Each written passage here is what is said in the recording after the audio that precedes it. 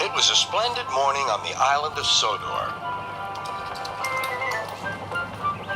James was feeling very pleased with himself.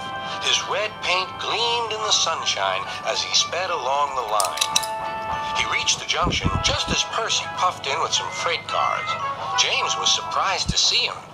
"What are you doing here, Percy? You should be at the station by now." "I know," sighed Percy. "These cars have been troublesome all morning." "That's no excuse, Percy. Nothing should stop us. Sir Topham Hatt relies on us to be on time. Now, if you'll excuse me, I'll be on my way." And James puffed importantly away. "Bossy buffers," muttered Percy.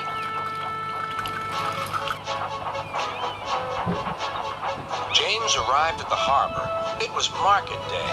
The harbor yard was filled with the sweet smell of fruit from faraway lands. The fruit was delivered in big ships. James watched as strawberries, oranges, melons, and bananas were carefully loaded onto his cars.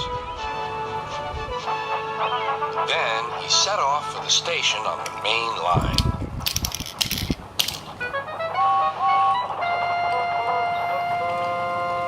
On the way, he met Thomas. "Really reliable, that's me," panted James. "Pity the same can't be said for Percy. Goodbye." "What was all that about?" gasped Annie and Clarabelle. That was trouble. Trouble for James. Just wait and see. Percy was back in the yard and busy shunting. He had the cars in good order and was making up for lost time. But the station master had bad news. "What's happened?" asked Percy's driver. "James's brakes have jammed. We need Percy's help right away." Percy quickly set off to the rescue.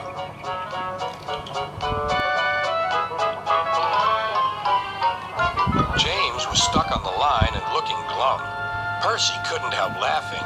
"Got yourself in a bit of a jam, eh, James? A sticky situation?" "Be quiet. It's not funny having jammed brakes." "And not very reliable either. I'm surprised you let it happen, James. Nothing should stop us engines." "That's enough, Percy," said the driver. "Can you push these cars?" "Of course I can. There's no time to lose. James has done too much of that already." James angrily hissed steam as Percy was coupled to the cars. "Off we go," said Percy. "I'll have to go fast to get there in time. Those big engines are so unreliable."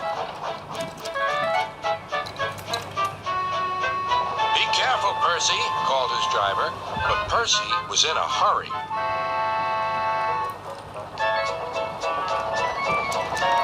He didn't see that the switch had failed and that he had been diverted into a siding. "Look out, Percy," shouted his driver, and applied the brakes, but it was too late.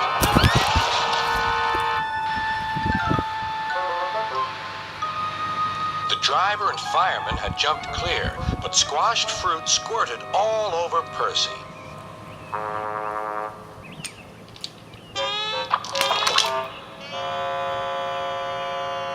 Sir Topham Hatt arrived. "Percy, you are not to blame for the switch failure, but I do not run a jam factory." "Yes, sir. No, sir." And Percy squelched sadly away. That night, the shed was silent. James and Percy felt very sorry for themselves. At last, Thomas spoke.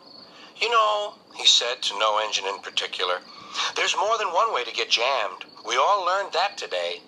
Still, there was silence. What's more, we also learned that sometimes when engines help each other out of a jam, things can still go wrong. "So," said a voice, "so, that means we learned a lot today, and therefore..." Then came a chorus. "We're really useful engines after all."